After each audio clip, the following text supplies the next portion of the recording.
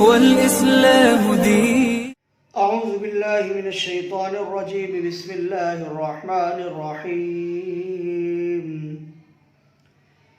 ألم نشرح لك صدرك ووضعنا عنك وزرك الذي أنقض ظهرك ورفعنا لك ذكرك فإن مع العسر يسرا إن مع العسر يسرا فإذا فرغت فانصب وإلى ربك فارغب. صدق اللہ مولانا العظیم. سورۃ الانشراح کی 8 آیات تلاوت کی گئی ہیں جو آج ہمارے درس اور ہمارے مطالعے میں الحمدللہ شامل ہیں. سورۃ الانشراح مکی صورتوں میں سے ہے اور اس سورہ پاک کا مکمل جو مضمون ہے وہ حضور پاک نبی آخر الزمان حضرت محمد رسول اللہ صلی اللہ علیہ وسلم کی حمد و ثنا اور آپ صلی اللہ علیہ وسلم کی مدح سرائی میں ہیں. آپ صلی اللہ علیہ وسلم پر جو اللہ رب العالمین نے احسانات کا معاملہ فرمایا ہے اور ساری مخلوق سے جو آپ صلی اللہ علیہ وسلم کو عظیم المرتبت بنایا ہے اس کی طرف اشارات موجود ہیں. اور یوں بھی سورۃ الضحیٰ کے بعد تیسرے پارے کی جو تمام صورتیں ہیں تقریباً 21 صورتیں اس سورہ پاک کے بعد ان میں اکثر و بیشتر میں حضور پاک علیہ السلام کی مدح سرائی کی گئی ہے اور آپ صلی اللہ علیہ وسلم سے متعلق مضامین کو اس کے اندر جگہ دی گئی ہے. خواہ ان کا تعلق حضور پاک علیہ السلام کی سیرت سے ہو یا آپ صلی اللہ علیہ وسلم کی دعوت سے ہو، آپ صلی اللہ علیہ وسلم کے اوپر جو احسانات جو انعامات کیے گئے ہیں ان سے چاہے اس کا تعلق ہو. تو دیگر اگلی تمام کی تمام صورتوں میں حضور پاک علیہ السلام کے متعلق مضامین کو الگ الگ اسلوب اور انداز کے ساتھ میں ذکر کیا گیا ہے اور کہیں کہیں پر قیامت اور روز آخرت کے کچھ مضامین ہیں. آخرت کا پر ایمان اور یقین کی پختگی کے لیے کچھ آیات اس میں آئی ہیں، ورنہ زیادہ تر جو مضمون ہے وہ آپ صلی اللہ علیہ وسلم سے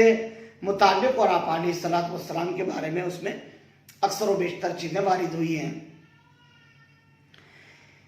یہاں جو قرآن کریم میں سورۃ الانشراح کی پہلی آیت میں انداز اختیار کیا گیا الم نشرح لک صدرک ووضعنا عنک وزرک، یہ وہی انداز ہے جو سورۃ الضحیٰ میں ابھی پیچھے گزرا. الم یجدک یتیما فآوی ووجدک ضالا فہدی ووجدک عائلا فاغنی، یہ تقریباً اسی طرح کا انداز اور اسلوب ہے جو قرآن کریم نے یہاں بھی جاری رکھا ہے. اللہ پاک نے یہ بات ارشاد فرمائی الم نشرح لک صدرک، کیا ہم نے آپ کا سینہ کھول نہیں دیا ہے، ووضعنا عنک وزرک، اور ہم نے آپ کے اوپر سے جو بوجھ تھا اس کو اتار نہیں دیا ہے. یعنی استفہامی انداز میں اللہ سبحانہ و تعالیٰ اپنے احسانات بتا رہے ہیں کہ اے نبی علیہ السلام، کیا ہم نے علوم و معارف کے لیے آپ کا سینہ نہیں کھول دیا ہے؟ وہ دین اور وہ شریعت جو ہم نے آپ کو لے کر کے دنیا کے اندر بھیجا ہے،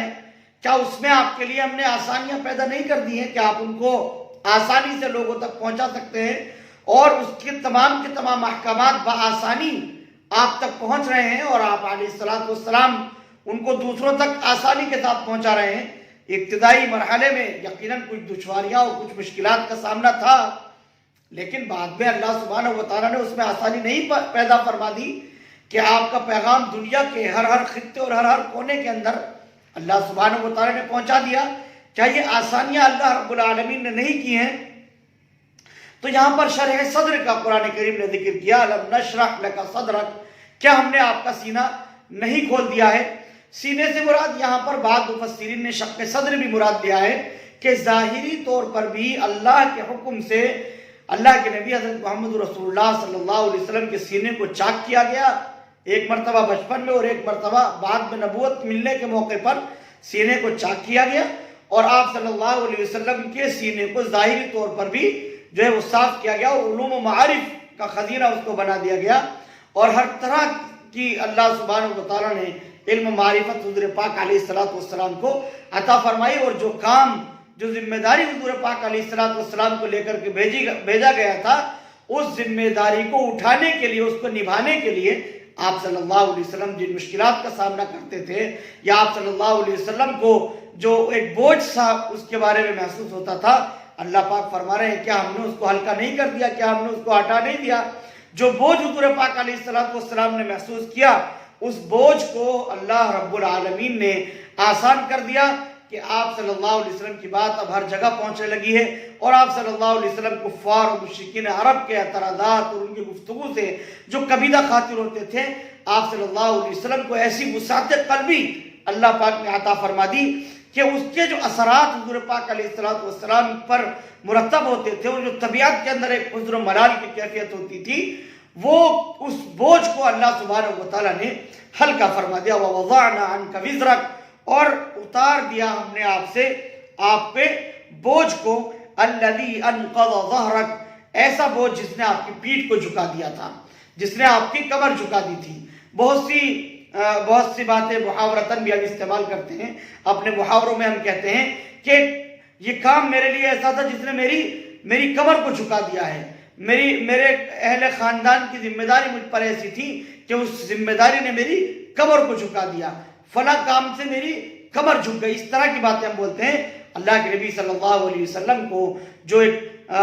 بار گراں نبوت کی صورت میں عطا کیا گیا، آپ صلی اللہ علیہ وسلم کو جو بڑی عظیم شان ذمہ داری عطا کی گئی تھی، اس ذمہ داری سے حضور پاک علیہ السلام کی جو ہے وہ گردن جھکی جا رہی تھی، آپ صلی اللہ علیہ وسلم کی کمر جھکی جا رہی تھی، تو اس کو اللہ پاک فرما رہے ہیں الذی انقض ظہرک، وہ بوجھ جو تھا ایسا تھا کہ اس نے آپ کی پیٹھ کو جھکا دیا تھا۔ آپ صلی اللہ علیہ وسلم کا جو احساس ذمہ داری تھا، وہ احساس ذمہ داری اتنا بڑا ہوا تھا کہ آپ صلی اللہ علیہ وسلم کی گویا پیٹھ اس کی وجہ سے جھک گئی تھی۔ قرآن کریم کے اندر جو آیتیں نازل ہوئی اور آپ صلی اللہ علیہ وسلم کو حکم دیا گیا کہ جو ذمہ داری آپ کی لگائی گئی ہے آپ اس ذمہ داری کو پورا کیجئے، تو اللہ کے نبی صلی اللہ علیہ وسلم فرماتے تھے کہ ذمہ داریوں نے میری پیٹھ کو جھکا دیا ہے، میری کمر کو انہوں نے جھکا دیا ہے، بوجھل کر دیا ہے۔ تو اللہ پاک نے فرمایا کہ وہ بوجھ ہم نے آپ سے ہلکا کر دیا کہ وَرَفَعْنَا لَكَ ذِكْرَكَ، اور ہم نے آپ کے ذکر کو بلند کر دیا۔ آپ صلی اللہ علیہ وسلم سے متعلق جو بھی باتیں تھیں، وہ تمام کی تمام چیزوں کو اللہ سبحانہ و تعالیٰ نے بلند کیا۔ آپ صلی اللہ علیہ وسلم کے تذکرے کو اللہ سبحانہ و تعالیٰ نے بلند کیا، یعنی جس طرح سے اللہ سبحانہ و تعالیٰ کی حمد و تسبیح اور تقدیس بیان کی جاتی ہے، اسی طرح سے اذان کے اندر اور نماز کے بہت سارے کلمات کے اندر حضور پاک علیہ السلام کا بھی کلمہ بلند کیا جاتا ہے۔ آپ علیہ السلام پر بھی درود شریف کے نذرانے پیش کیے جاتے ہیں، درود و سلامتی پیش کی جاتی ہے، دعائیں دی جاتی ہے۔ یہ رفع ذکر ہے کہ اللہ سبحانہ و تعالیٰ نے حضور پاک علیہ السلام کے ذکر کو ایسا بلند کیا کہ چار دانگ عالم میں آپ صلی اللہ علیہ وسلم کا ہی ذکر ہے، حتیٰ کہ کوئی وقت کوئی لمحہ ایسا نہیں ہوتا جہاں حضور پاک علیہ السلام کی جو ہے وہ ثنا نہ ہو رہی ہو، آپ علیہ السلام پر درود و سلام پیش نہ کیا جا رہا ہو۔ یہ رفع ذکر ہے کہ اللہ سبحانہ و تعالیٰ نے آپ صلی اللہ علیہ وسلم کے ذکر کو بھی بلند کر دیا۔ اسی طرح سے اللہ کے نبی صلی اللہ علیہ وسلم کی جو بھی سنتیں ہیں، آپ صلی اللہ علیہ وسلم نے اپنی حیات مبارکہ میں جو بھی اعمال کیے ہیں، ان تمام اعمال کو اللہ رب العالمین نے محفوظ رکھا، اور وہ کسی نہ کسی صورت میں آپ صلی اللہ علیہ وسلم کے اعمال دنیا میں تمام کے تمام انسان جو مسلمان ہیں اور حضور پاک علیہ السلام کی محبت کا دم بھرنے والے ہیں، وہ تمام کے تمام آپ صلی اللہ علیہ وسلم کے ان اعمال کو ہمیشہ کرتے رہتے ہیں۔ جیسا کہ فقہاء کرام رحمہ اللہ کے درمیان اختلافات ہیں، افضل اور مفضول کے اختلافات، کہ ایک صحابی کو ایک فقیہ کو وہ روایت پہنچی، دوسرے فقیہ کو دوسری طرح کی روایت پہنچی، اور دونوں نے اپنا اپنا مسلک قائم کیا، تو ہر ایک کے مسلک پر ہر آن کچھ نہ کچھ عمل ہو رہا ہے، یہ بھی چیز رفع ذکر کے اندر آتی ہے کہ اللہ سبحانہ و تعالیٰ نے اپنے نبی حضرت محمد رسول اللہ صلی اللہ علیہ وسلم کے کلمے کو، آپ صلی اللہ علیہ وسلم کے ذکر کو ایسا بلند فرمایا کہ ہر آن ہر لمحہ حضور پاک علیہ السلام کا ذکر بلند ہو رہا ہے، اور آپ صلی اللہ علیہ وسلم کا ذکر کہیں نہ کہیں کسی نہ کسی صورت کے اندر کیا جا رہا ہے۔ یہ بھی رفع ذکر ہے۔ وَرَفَعْنَا لَكَ ذِكْرَكَ، اور بلند کیا ہم نے تیرے مذکور کو، آپ صلی اللہ علیہ وسلم کے ذکر کردہ چیزوں کو اللہ رب العالمین نے جو ہے وہ بلند کر دیا ہے۔ فَإِنَّ مَعَ الْعُسْرِ يُسْرًا إِنَّ مَعَ الْعُسْرِ يُسْرًا، بے شک مشکل اور تنگی کے ساتھ آسانی ہے، البتہ مشکل کے ساتھ آسانیاں ہیں۔ دونوں آیات ایک ہی اسلوب اور ایک ہی انداز کے ساتھ لائی گئی، جس سے معلوم ہوتا ہے کہ اگر انسان کے پاس کے ساتھ مشکلات بہت زیادہ ہی کیوں نہ ہوں، تب بھی اللہ سبحانہ و تعالیٰ ان مشکلات سے نکلنے کے بہت سارے راستے آسان فرما دیتے ہیں۔ مشکلات انسان کے ساتھ میں ہمیشہ نہیں رہتی ہیں۔ حضور پاک علیہ السلام دنیا میں تشریف لائے، آپ صلی اللہ علیہ وسلم کا حلقہ اثر بہت کم تھا، محدود تھا، کچھ ہی لوگ تھے جو حضور پاک علیہ السلام پر ایمان لائے تھے، اور کفار اور مشرکین عرب اور مخالفین بہت بڑی تعداد کے اندر تھے۔ یہ بڑی مشکل تھی جس کا سامنا اللہ کے نبی محمد رسول اللہ صلی اللہ علیہ وسلم کو تھا، لیکن آپ صلی اللہ علیہ وسلم نے اس کا مقابلہ کیا۔ تو یہ جو مشکلات تھی یہ سب کی سب کافور ہوتی چلی گئی، ختم ہوتی چلی گئی، اور مشکلات اور تنگیوں کے بادل چھٹتے چلے گئے، اس طور پر کہ اللہ رب العالمین نے آسانیاں پیدا فرما دی۔ مشکلات تو ایک تھی لیکن آسانیاں بہت ساری اللہ پاک نے کی۔ یہ نظام ہے اللہ سبحانہ و تعالیٰ کا کہ جو مشکل اوقات ہوتے ہیں، جو مشکل گھڑیاں ہوتی ہیں، وہ دھیرے دھیرے ختم ہو جاتی ہیں، ٹل جاتی ہیں، پھر اللہ سبحانہ و تعالیٰ بیش بہا راستے نکال دیتے ہیں ان مشکلات سے نکلنے کے۔ تو یہ اللہ سبحانہ و تعالیٰ کا نظام ہے، ان مع العسر یسرا، ان مع العسر یسرا، کہ بے شک مشکلات کے ساتھ آسانیاں ہیں۔ مشکلات آئیں گی یقیناً، جو کام آپ انجام دے رہے ہیں، جو ذمہ داری آپ ادا کر رہے ہیں، جو کار نبوت آپ کر رہے ہیں، اس میں مشکلات آئیں گی۔ جو داعی حضرات میدان عمل میں نکلے ہوئے ہیں ان کو یقیناً مشکلات کا سامنا ہوگا، لیکن انہی مشکلات میں اللہ سبحانہ و تعالیٰ نے کتنی آسانیاں رکھی ہیں اس کی طرف انسان کی توجہ نہیں، دھیان نہیں۔ وہ انسان تو چونکہ مخفی ہے، وہ اللہ سبحانہ و تعالیٰ نے رکھا ہے، وہ جانتا ہے کہ اس مشکل سے کس طرح سے مجھے اپنے بندوں کو نکالنا ہے، کس طرح سے مجھے اپنے ان دائیوں کو نکالنا ہے، جو خیر کے کام میں لگے ہوئے ان کو نکالنا ہے۔ یہ اللہ سبحانہ و تعالیٰ جانتا ہے، اس لیے کہ مشکلات کے ساتھ آسانیاں اللہ سبحانہ و تعالیٰ نے رکھی ہیں۔ تو اس لیے اللہ پاک نے یہ بات بھی فرمائی، فَإِنَّ مَعَ الْعُسْرِ يُسْرًا إِنَّ مَعَ الْعُسْرِ يُسْرًا، بے شک مشکل کے ساتھ آسانی ہے، البتہ مشکل کے ساتھ آسانیاں ہیں۔ فَإِذَا فَرَغْتَ فَانصَبْ وَإِلَىٰ رَبِّكَ فَارْغَب، یہ تو اللہ کے نبی صلی اللہ علیہ وسلم کے بارے میں باتیں ذکر کی گئی، اور وہی انداز اور اسلوب تھا جو پہلے آیا۔ پھر جس طرح سے بعد کی آیات میں سورۃ الضحیٰ میں بعد کے اندر اللہ سبحانہ و تعالیٰ نے فرمایا وَأَمَّا السَّائِلَ فَلَا تَنْهَرْ، اور اللہ پاک نے فرمایا وَأَمَّا بِنِعْمَةِ رَبِّكَ فَحَدِّثْ، یہ جو انداز ہے اسی انداز کو اللہ پاک نے ذکر فرمایا وہاں 3 آیات میں یا 2 آیات میں، فَإِذَا فَرَغْتَ فَانصَبْ وَإِلَىٰ رَبِّكَ فَارْغَب، پھر جب آپ فارغ ہو جائیں اس عمل سے، اس کام سے، تو پھر محنت کیجئے، کوشش کیجئے اور اپنے رب کی طرف دل لگائیے۔ یعنی آپ صلی اللہ علیہ وسلم جب میدان دعوت میں ہیں، دعوت دے رہے ہیں، لوگوں کو اللہ کی طرف بلا رہے ہیں، آپ اس کے لیے محنتیں کر رہے ہیں، کوششیں کر رہے ہیں، مجاہدات کر رہے ہیں، پھر جب آپ اس سے فارغ ہو جائیں تو اللہ کے لیے محنت کیجئے اور لو لگائیے، اللہ سبحانہ و تعالیٰ سے تعلق قائم کیجئے، اپنے رب کی طرف دل لگا لیجئے۔ تو یہ بات بھی ایک بڑے سبق کی ہے۔ اس آیت کریمہ میں اللہ سبحانہ و تعالیٰ نے بڑا درس رکھا ہے کہ انسان میدان دعوت میں ہے، خیر کے کام میں لگا ہوا ہے، وہ خیر کو پھیلانے کے لیے لگا ہوا ہے اور لوگوں کو اللہ سے